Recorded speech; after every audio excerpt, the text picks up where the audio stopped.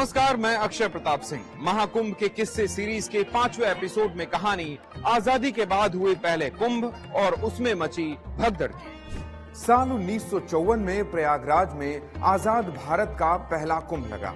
3 फरवरी को मौनी अमावस्या के दिन ठीक इसी तरह लाखों की भीड़ संगम स्नान के लिए बढ़ रही थी। इसी बीच खबर फैली कि प्रधानमंत्री नेहरू और राष्ट्रपति डॉक्टर राजेंद्र प्रसाद संगम आ रहे हैं। किला घाट की तरफ जाना था, इसलिए दोनों तरफ के रास्ते रोक दिए गए थे। कुछ जुलूस भी थे जो उसमें रोक दिए गए थे। राजेंद्र प्रसाद जी की गाड़ियां जब किला घाट की ओर चली गई तो अचानक सब तरफ के रास्ते खोल दिए गए और फिर भीड़ का एक ऐसा रेला जो आपस में टकराता हुआ नजर आया। यूपी सरकार ने कहा कि कुंभ में कोई हादसा हुआ ही नहीं, लेकिन उस दौरान एक फोटोग्राफर ने चुपके से फोटो खींच ली। एनएन मुखर्जी जो उस समय एक फोटोग्राफर थे, उन्होंने लिखा कि हमें लगा कि जैसे खड़ी फसल गिर रही हो।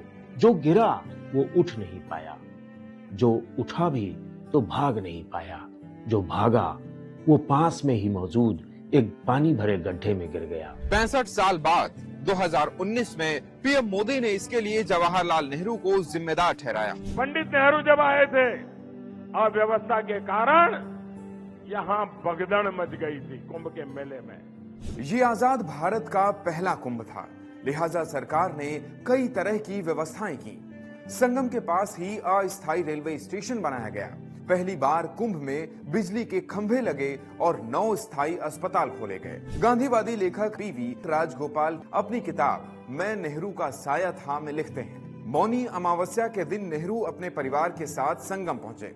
सभी ने संगम में डुबकी लगाई, लेकिन नेहरू ने स्नान तो दूर खुद के ऊपर गंगा जल तक नहीं छिड़का।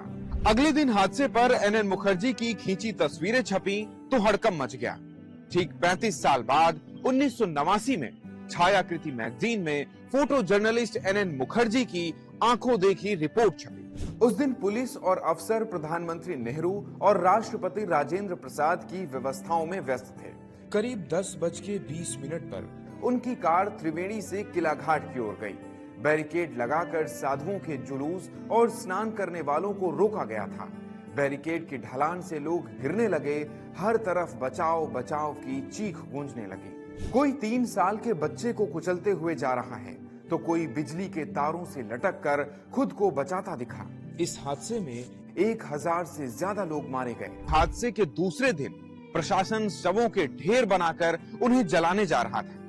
किसी भी पत्रकार को वहां पहुंचने की इजाजत नहीं थी, लेकिन एनएन मुखर्जी भेष बदल कर वहां पहुंचे। तो पुलिस ने रोका उनको कि क्यों जा रहे हो वहां पे। तो रोने लगे कि हमारे घर वाले भी इसमें लाश में पड़े होंगे, ढूंढ रहे हैं, गायब है, नहीं मिल रहा है, जरा देख लेने दीजिए, शायद पहचान जाए। तो पुलिस वालों को दया आ गई, कहते जाओ देख लो। वो गए वहां पर और उन्होंने वहां पे हजारों लोगों को डेड बॉडीज देखी और कुछ फोटो खींच ली। आकर उन्होंने छाप दी। तो जो वो अगले दिन छपी तो बताते हैं कि शायद उस समय के जो सीएम थे उन्होंने कहा कि तो हमारे सारे दावों के पोल खोल दिए इस अखबार ने। उन्होंने कहा ब्रिंग दैट बास्टर्ड फोटोग्राफर। 15 फरवरी 1954 को पंडित जवाहरलाल नेहरू ने संसद में इस घटना पर अफसोस जताया और कहा कि घटना के वक्त वो किले की बालकनी में मौजूद थे। महाकुंभ के किस्से सीरीज के अगले एपिसोड में कहानी 2013 कुंभ में